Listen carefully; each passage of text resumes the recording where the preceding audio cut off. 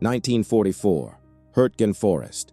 Fog hangs like wet wool between trunks. Lanterns cut half circles of yellow on mud that eats boots. Breath fogs in short, sharp puffs. The taste of iron and iodine rides the air. A Red Cross armband, frayed and damp, peeks from a rolled sleeve, a pale circle in the dark. A stretcher tilts. A German uniform is soaked and stitched with dark between ribs. Arthur holds a lantern and presses gauze to a wound. Ruth folds a bandage with hands that shake, fingers learning steadiness. He's the enemy. He's a patient. Leave him. Treat him. Murmurs crawl through the clearing like cold water. The driver's jeep idles, men shift, boots slipping. Ruth feels the armband under her palm and tucks it over her sleeve.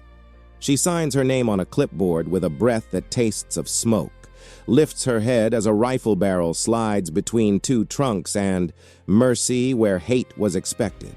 In the Hürtgen mud, a nurse in a makeshift field hospital kneels over a dying enemy soldier as a medic steadies a lantern and the stretcher lists, presses a Red Cross bandage to a rib wound, gives a measured dose of morphine, and chooses the oath over orders even while men shout that he should be left. She prioritizes the gravest life, refuses triage by nationality, and makes visible the fragile choice that holds civilization together amid shelling and suspicion. If stories of courage under oath move you, consider subscribing.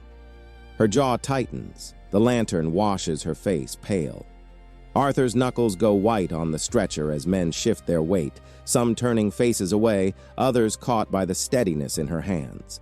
The German's breath comes in ragged pulls, a small, human sound beneath the rumble of distant guns. For a moment, the clearing is reduced to bandage, pulse, and the thin rule she wears on her arm, an oath made visible. The clearing where Ruth kneels is not a hospital in any formal sense, but a forward aid station, an improvised collecting point tucked between shell-blasted trunks on the Hürtgen line in November 1944. It serves a rifle company and its medics, a flap tent, a dugout table, a row of stretchers jammed under tarps. Nurses and medics move like measured machines, administering morphine in guarded ampules, re-rolling bandage stocks until the cotton thins, and arguing quietly over who rides back on the next evacuation jeep. Supplies are scarce. Stretchers are a rationed commodity, and every ampule saved a life that might otherwise be lost.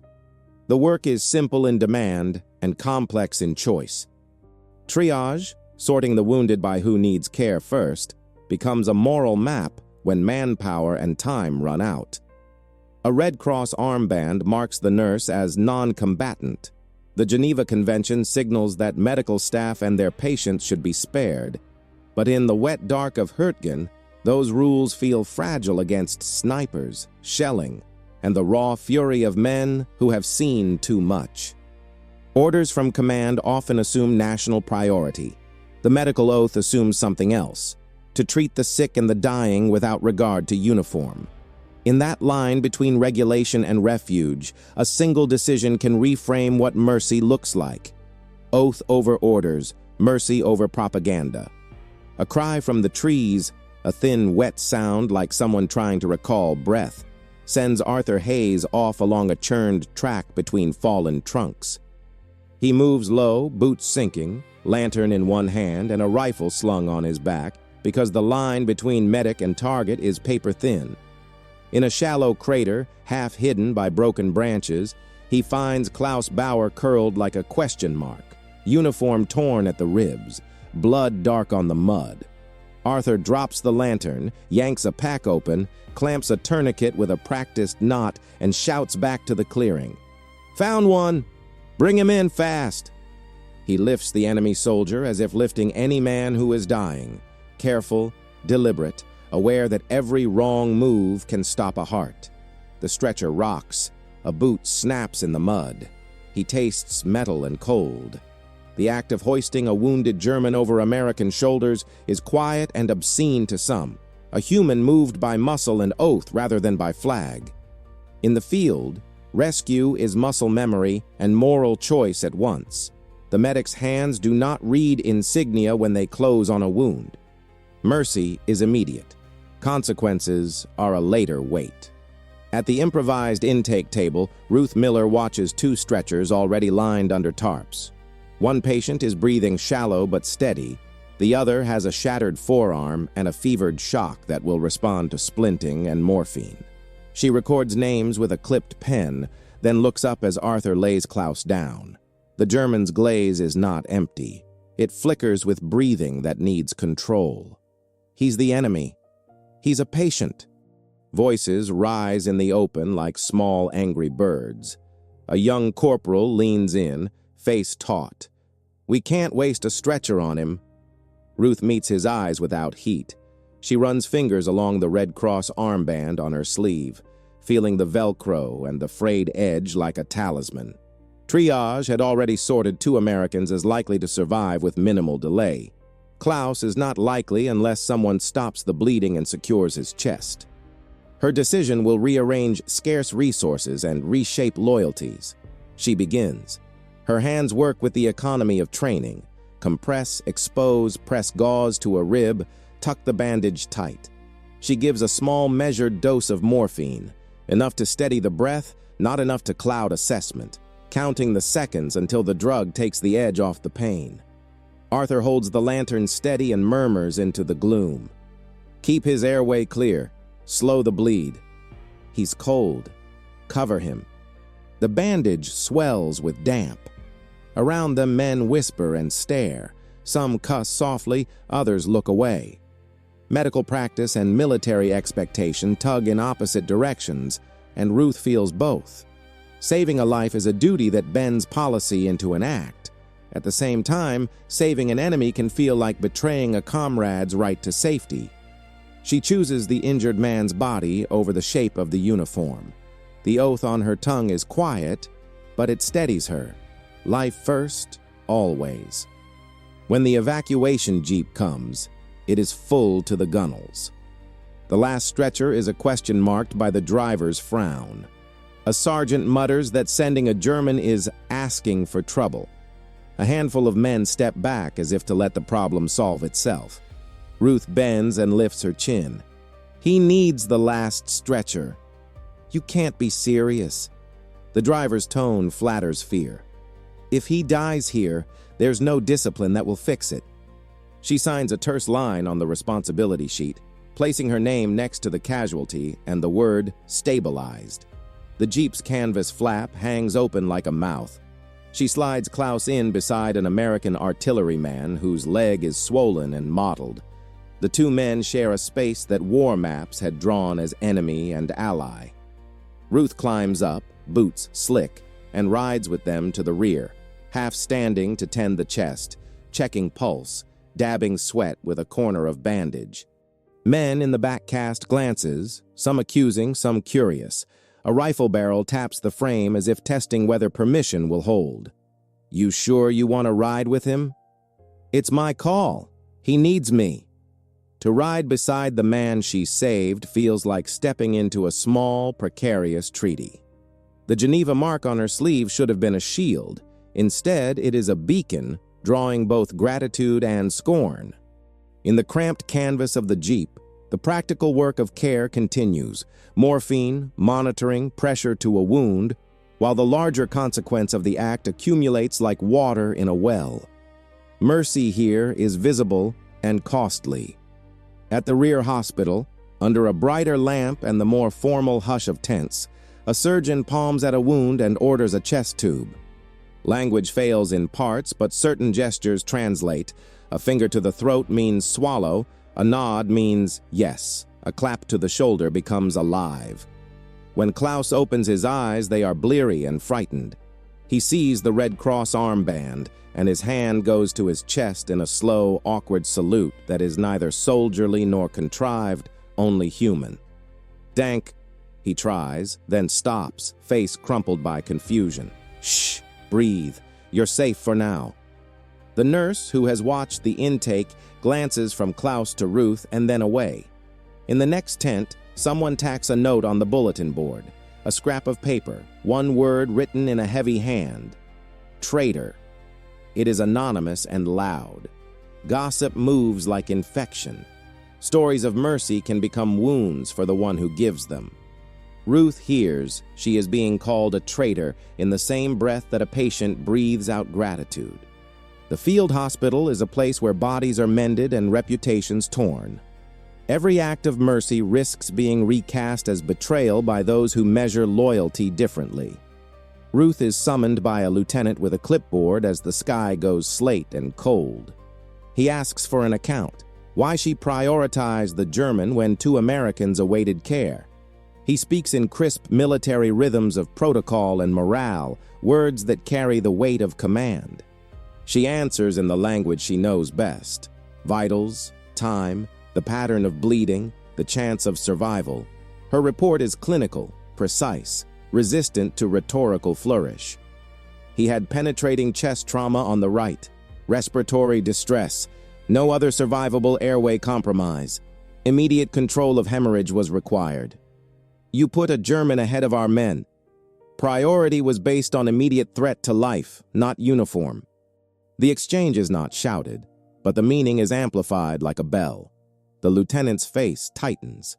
He represents the structure that must hold discipline and the resentment of men who have seen friends lost. The formal complaint slides into the chain of command. Someone will write a memo. Someone will argue policy. For Ruth, the inquiry is an expected current after an act that diverged from common practice. To stand by the oath is to accept scrutiny. Restraint, when visible, invites consequences. Mercy is not cost-free. That evening, Arthur finds Ruth re-rolling bandages by a dim lantern, hands steady now, though eyes rimmed red. He sets down a tin mug, the metal ringing faint in the tent. He folds the Red Cross armband and places it in her palm, the fabric sticky with mud and dry blood. You did what you had to do. They'll call me worse than a fool. Would you change it? She watches the armband like a relic and then looks up at him. Outside, the forest sighs with distant explosions. Inside, the tent leans toward quiet. No, she says. I took the call that keeps us human. Words are brief because the work swallows speech. The armband returns to her sleeve like a small vow remade. In the hush, the cost of the choice sits beside the clean bandages, paperwork pending, gossip alive. But so does the knowledge that a man who might have died wore steady breaths through the night. She walks the rows of stretchers at dawn, palms cool from damp bandage. The air is sharp with the smell of boiled tea and antiseptic. Men wake in fits and starts, some moaning, some too stunned to speak. A corporal there tapes a splint and squints at a ration of morphine ampules pinned to a board. 3 left, 2 on orders for the next convoy. Ruth slides a hand over the jar and counts with her eyes. Each ampule could steady a man through surgery or quiet a dying shudder. Each saved dose might be the difference between life and a cold blanket. Who needs it most? Joe's fever is climbing. Klaus is losing time. She chooses the patient on the edge of collapse. Her fingers find the glass vial, thumb breaking the seal with the calm of repetition. Administering morphine is not just a moment of medicine. It is a judgment about who will see another sunrise. The nurse's oath is a steadying thing, an instruction that reorders fear into a plan. Mercy is quick, technical, and resolute. Tend the dying first. Late morning brings a call from a forward trench. A patrol pinned by sniper fire needs a makeshift chest seal for a man who can't breathe on his own. Arthur runs, lanterns swinging like a pendulum, mud throwing back at his calves.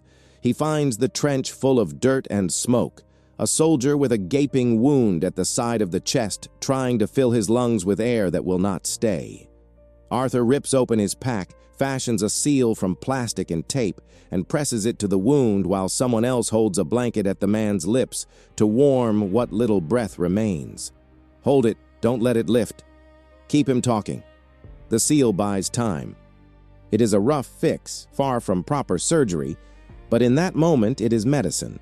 Simple physics and stubborn hands keeping the chest from collapsing. The field kit, meant for swift repair, becomes an ethic translated into adhesive and gauze. The medic's job is to make a man live long enough to be argued over in warmer rooms. Triage here is not abstract. It is a matter of seconds and tape, and the nurse's oath hums in the background like a metronome. Back in the tent hospital, a surgeon with tired eyes prepares for a chest tube. The lamp above him is a small sun in the canvas sky, casting hard light onto ribs and careful hands. Ruth hands instruments without looking, the way a practiced team moves. An exchange of breath, eye contact, a nod. The German's life folds under sterile cloth. The surgeon's movements are precise, not grand. A tube slides into a lung, and the breath deepens as if drawn by a string. Watch the pressure. Clamp when I say. The room exhales when the lung re-expands. No medals are given for small miracles. There is only the quiet filing of notes and the soft folding of soiled linens. The cost of restraint shows here. To hold to a principle means to perform under scrutiny and to accept that others will not always understand the calculus. The Geneva mark on a sleeve means protection in law, but the law can be parsed into different loyalties at the edges of survival. Medicine becomes the grammar that translates immediate danger into continued life. Rumors ripple through the tents by afternoon. Men trade stories over chipped cups of coffee, voices lower than the wind. Some claim the German was a scout who led men into an ambush. Others say he surrendered after seeing the white cello of a shirt or a flare of white in the mud. The note that said traitor grows in the telling until its edges are sharp. A private who had lost a brother 3 days earlier comes and stands by Ruth's post, jaw tight. You shouldn't have saved him. He could have killed. He's alive because of you. Ruth answers without anger. My job is to save the gravest. The reply sits like cool water. Words do not unmake loss. They explain action. The nurse's oath does not end at public approval.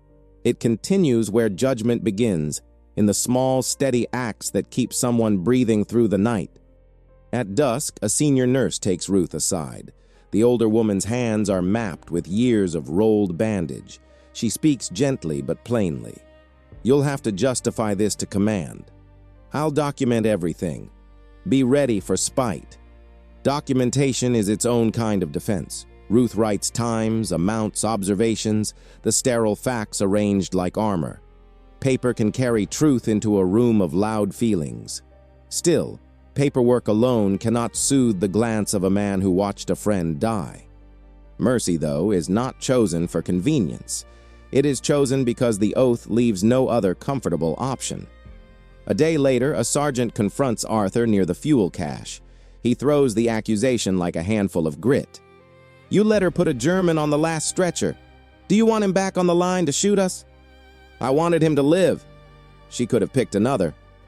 Arthur's answer is the simple code of men who have seen too much. We treat who's dying. He does not explain doctrine. He describes action. There is a cost to such bluntness, an assignment of identity that isolates both the person who chose mercy and the one who stood by it. The soldier who keeps life as the first rule is marked by the men he preserves. Yet the act of restraint remains an assertion of humanity in a place built to erode it. In the quieter hours before dawn, Ruth visits Klaus. He sleeps in a cot under a net, chest tube taped and drained into a tin jar. He is pale but breathing easier. Language is sparse between them. They share instead small translations of need. Ruth smooths the blanket over his shoulders. He presses his hand to the red cross on her sleeve and closes his eyes. Danke, he murmurs later, the words soft as fabric. Rest, she answers. In that exchange, there is a small reconciliation that no official memo can capture. A patient saved, regardless of nationality, returns a kind of currency. A hand offered back in thanks, a name remembered. Midweek, a memo arrives from brigade headquarters, an inquiry formalized into a neat page.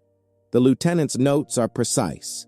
The language reads like a surgical report, cool and exact. Someone in command wants clarification on prioritization protocols. Ruth types a response that mirrors her earlier report, filling the form with timestamps, vitals, doses, and the rationale rooted in immediacy. The wounded man's condition posed an immediate threat to life-saving without intervention. When the reply comes back, it is ambiguous. No immediate punishment, but a warning that impartial application of triage must consider unit cohesion. The letter is not outright condemnation. It is a reminder that rules exist to preserve order as much as life. Ruth pins the memo to the board and walks away. The paper flutters in the tent wind. Policies can be fences or maps, depending on who reads them. At the same time, small acts of solidarity arrive. A corporal who had initially objected to the German stretcher slips a clean shirt to Klaus when he moves to a recovery cot. An artilleryman, once suspicious, watches Ruth's hands during rounds and then sets down his cup without comment when she asks for help lifting a blanket. These quiet reversals are not headlines. They are the soft repair of trust that follows the visible courage of restraint. Sometimes mercy spreads by contagion, not by proclamation, but by slow imitation. One afternoon, a supply truck finally pulls in with boxes stamped with the Red Cross. Fresh bandages, a crate of ampules, a roll of sterile tape that gleams like a promise. Men gather not only for supplies, but for a social easing. The presence of proper medicine relieves a measure of rawness. Ruth opens a box and pulls out a new armband, Red Cross crisp against white. She holds it up not for ceremony, but to see the fabric clean. For a moment, the tent smells like cotton and antiseptic and the future. "Nice to have stock," Arthur says, a half smile. "Fresh Velcro," she replies. But even replenishment cannot erase the memory of the decision. That night, a stranger from a different unit stops by, having heard the story on Rumor's Wind. He watches Ruth as she moves between cots, and then speaks quietly. "Were you afraid?" "Always," she says. "But fear is not my guide." His silence is an acknowledgement. Bravery is not the absence of fear, but the practice of acting despite it. The oath is a manual for that practice, both simple and costly. Ruth's actions have not only saved a life, but have become a living lesson in restraint. In the 7th day after the rescue, Klaus speaks halting English, fragments pieced into understandable seams. "Not fight," he says. "I surrender. I no shoot." "You did not," Ruth replies. "You were wounded. You are safe." He nods, gratitude and confusion braided together. Later, a letter reaches the tent, scrawled in a careful looping German and carried by a liaison who knows no words but knows the shape of kindness.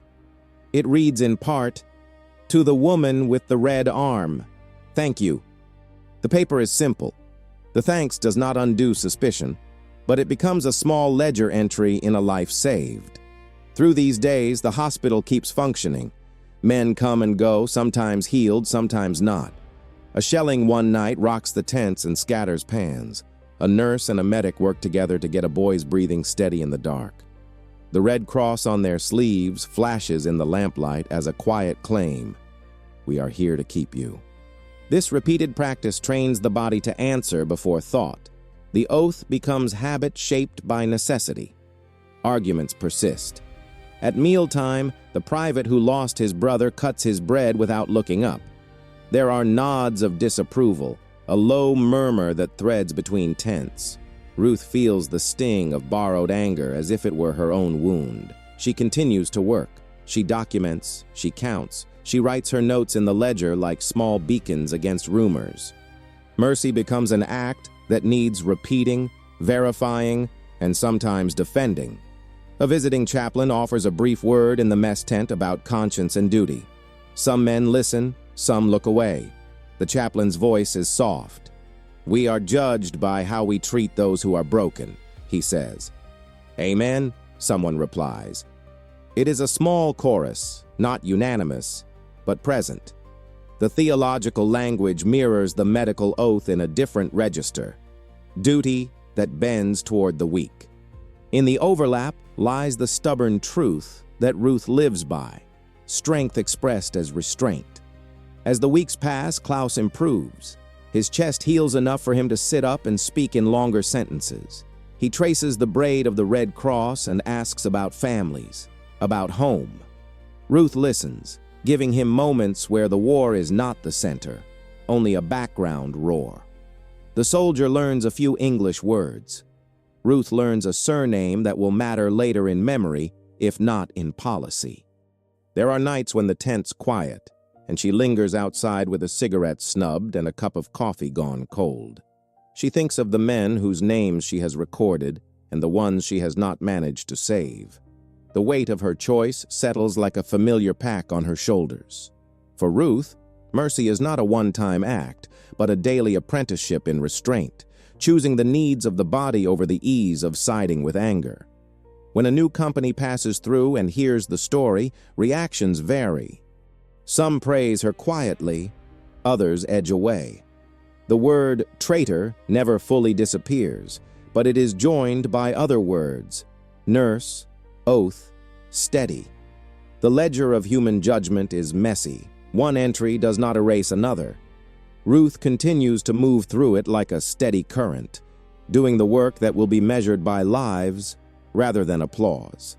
Through all of it, the Red Cross armband remains a visible tag of her commitment. It is washed, mended, pressed against skin that has become used to the smell of lint and iodine. The fabric, once clean, now holds the story of mud and blood and nights of watch. Each stain is a line in a ledger only she reads. The oath she carries is not printed on that cloth, but it is stitched into the way she moves, a deliberate, calm insistence that life, even in enemies, is the first thing to protect. The field hospital continues to fill and empty like a tide. Men are patched and shipped north or returned to their units. The rumor of Ruth's choice follows her like a shadow, sometimes thin, sometimes sharp. She documents each action and keeps faith with the standards of care. In the end, the weight of the decision becomes part of the work. Restraint practiced under fire. Mercy administered where it is hardest to offer. The oath is not a shield against reproach, but it is a compass in the dark.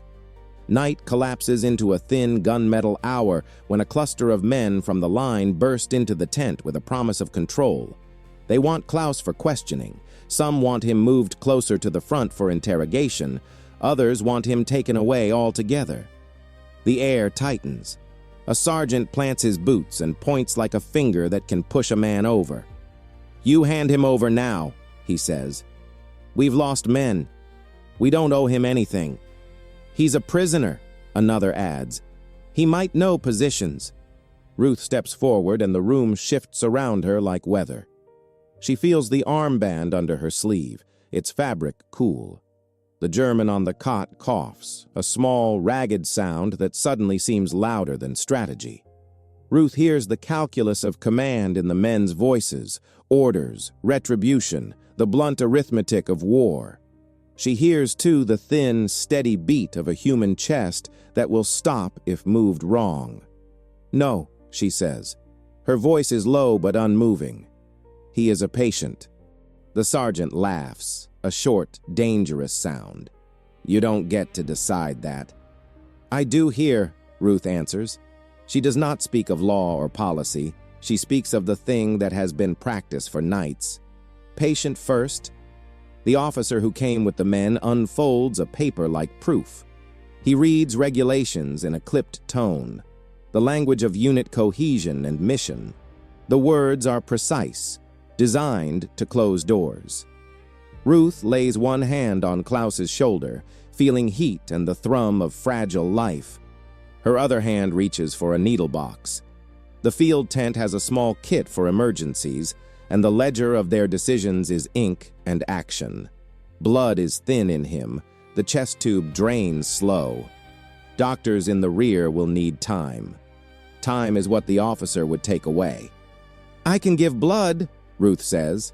The statement is simple and shocking in the same breath. The officer blinks as if the sentence has no place in the file he carried. "You'd risk yourself?" "If it keeps him breathing until they can operate, yes." Arthur and a medic move to her with gloves already on. There is no theater in their hands, only the quiet motion of trained labor.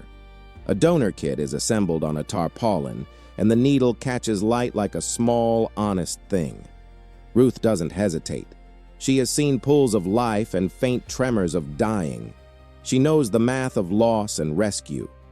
A syringe draws crimson that is not dramatic here, only practical, one body lending what it can to another. As she donates, men argue in the doorway and then unfurl like weather.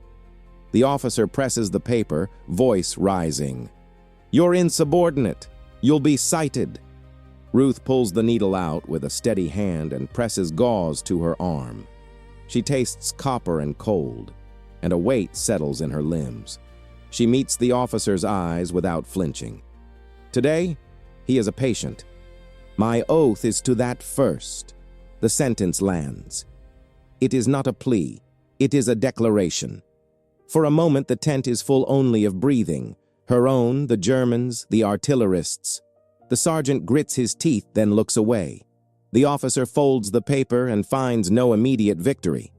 Orders can be written, memos can follow, but in that instant, the choice has been made in living tissue and steady hands. Klaus's breathing evens. The chest tube sighs less. Arthur steadies a cup of hot tea to the man's lips while Ruth sits back on a crate, pulse fluttering but present. She feels the physical cost, a hunger, a coldness that edges the skin, but also the austere clarity of the act. Around them, the tent hums with consequences. A complaint will be filed, tongues will wag, but the beating chest beside her is a fact no bulletin can erase. She had stepped between anger and a sleeping man. She had given her own blood. She had signed with the simplest instrument she carried, the oath she wore visible on her sleeve and audible in her voice. Restraint had become rescue, and the cost was now something she would carry in papers and in the slow repair of trust. Strength had been choosing not to answer violence with violence, and for the moment that choice kept a life steady enough to reach the surgeons behind the lines. The Red Cross armband returns to Ruth's sleeve, the fabric mottled with mud and a faint ring of old blood. An empty morphine ampule rolls in a tin tray like a small used promise. Reports are filed, gossip lingers, and a terse reprimand hangs in her file. But in the recovery tent, a German lifts a hand to his chest and meets her eyes with a wordless thanks. Years later, the armband is kept folded in a box of letters, a private ledger of a choice made under fire. Strength is restraint. Civilization is a choice. If this account moved you, subscribe to the channel to hear more true stories of medicine and mercy under fire.